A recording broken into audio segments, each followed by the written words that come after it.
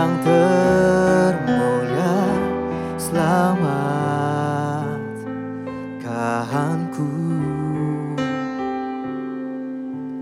dengan darah yang tercurah. Ampuniku atas dosa, ku bersujud kepadamu, oh Yesusku.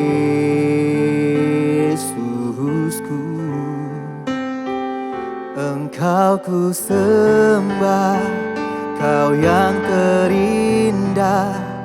Pulihkanku dengan darah-Mu. Engkau ku sembah, Bapa mulia. Seumur hidupku ku mau menyembah-Mu.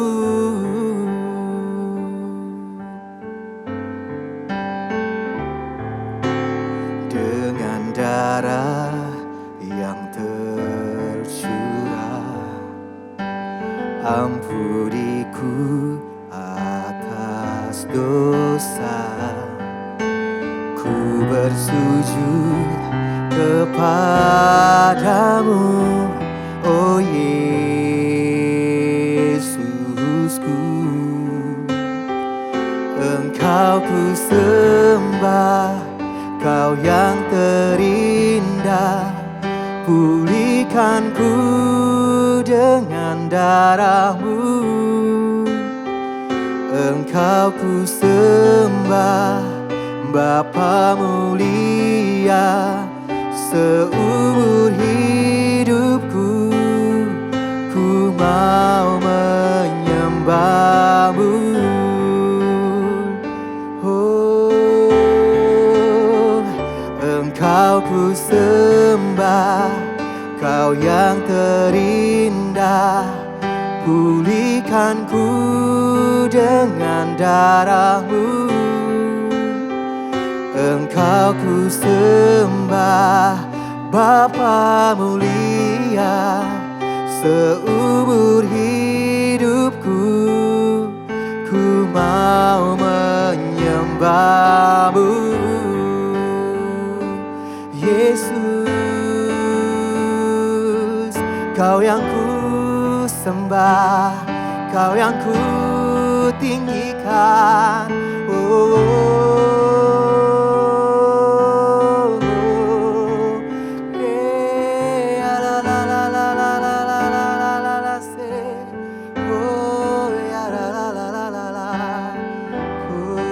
Bapa, oh ya, Engkau ku sembah, Kau yang terindah. Pulihkanku dengan darah-Mu. Engkau ku sembah, Bapa mulia. Seumur hidupku ku mau menyembah-Mu. Seumur hidupku ku mau menyembah-Mu. Seumur hidupku ku mau menyembah-Mu.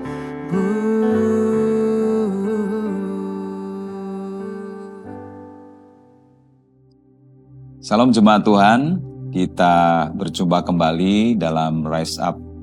Hari ini kita akan membaca di dalam Bilangan 36. Kita akan bersama-sama berfokus kepada Bilangan 36 ini. Ini dilatar belakangi dari perikop mengenai peraturan hak warisan anak-anak perempuan suku Israel. Karena telah muncul persoalan ketika mereka menikah dengan suku lain. Ya, di sini dikatakan dalam ayat yang pertama, mendekatlah kepada kepala puak dari kaum Bani Gilead bin Makhir bin Manasye salah satu dari kaum keturunan Yusuf, dan berbicara di depan Musa dan pemimpin-pemimpin, kepala-kepala suku orang Israel. Kata mereka, Tuhan telah memerintahkan tuanku untuk memberikan tanah itu kepada orang Israel sebagai milik pusaka dengan membuang undi.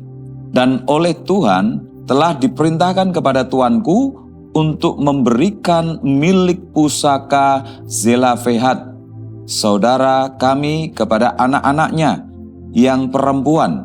Tetapi seandainya mereka kawin dengan salah seorang anak laki-laki dari suku lain di antara orang Israel, maka milik pusaka perempuan itu akan dikurangkan dari milik pusaka bapak-bapak kami dan akan ditambahkan kepada milik pusaka suku yang akan dimasukinya. Jadi dikurangkan dari milik pusaka yang diundikan kepada kami. Nah saudara, hak waris anak perempuan diberi syarat bahwa mereka harus kawin dengan yang namanya sesuku.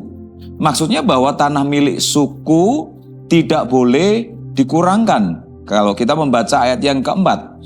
Nah, timbul persoalan ketika mereka menikah dengan suku lain. Hal ini tidak dikehendaki oleh Tuhan. Karena apa? Hak waris atau milik pusaka tanah ini tidak boleh beralih dari satu suku ke suku yang lain. Hal ini menandakan bahwa persoalan yang hari-hari muncul dalam hidup kita, Bapak Ibu, ya ini kita bisa kaget reaksinya, bahwa mungkin juga tertekan, bahkan kita merasa frustasi dengan adanya persoalan yang muncul.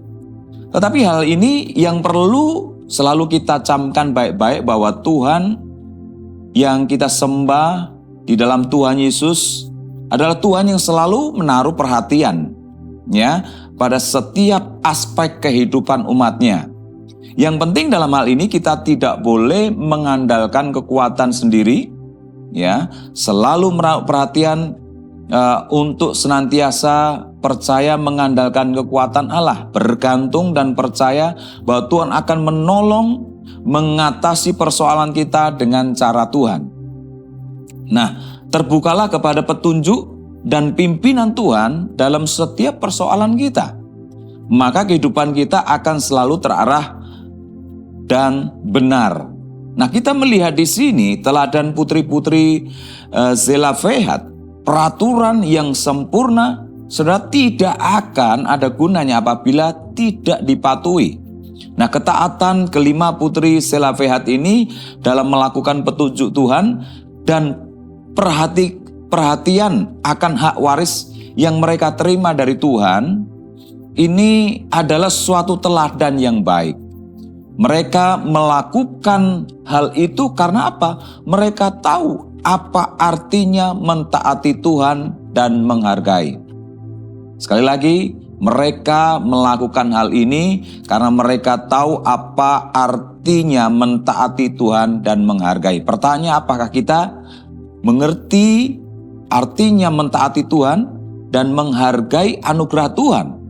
Nah, firman Tuhan adalah petunjuk bagi kita. Perintahnya, peringatannya, dan tuntunan bagi setiap orang Kristen untuk diaplikasikan dalam setiap kehidupan kita sehari-hari. Demikianlah Allah menuntun hidup kita. Dalam perikop ini kita mengajarkan sekali lagi pentingnya iman dan ketaatan kepada Allah. Iman yaitu mau mencari Allah dan mengutamakan kehendaknya. Dan dalam setiap permasalahan hidup, Tuhan akan membuat umatnya menemukan jalan keluar yang membawa kebaikan dan damai sejahtera bagi semua pihak. Mari kita terus menyadari bahwa Tuhan itu membimbing kita. Ya, kita menyadari bahwa Tuhan itu selalu membuka jalan setiap persoalan yang ada bagi kita. Jadi apa yang kita belajar hari ini, kita terus sadari bahwa Tuhan mau kita harus mencari Dia. petunjuk-petunjuknya itu indah dalam kehidupan kita. Puji Tuhan, biarlah ini menjadi berkat buat kita, ya pelajaran dari bilangan 36 ini. Mari selamat belajar dan mentaati firman Tuhan. Tuhan memberkati.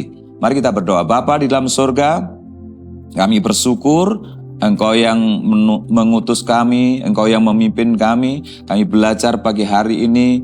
Kiranya kami sadar bahwa Engkau Tuhan, ketika mengizinkan sesuatu persoalan turun dalam kehidupan kami menyadari bahwa sesungguhnya Tuhan sedang memimpin kami, Tuhan sedang menolong kami, Tuhan sedang memberikan kekuatan kepada kami.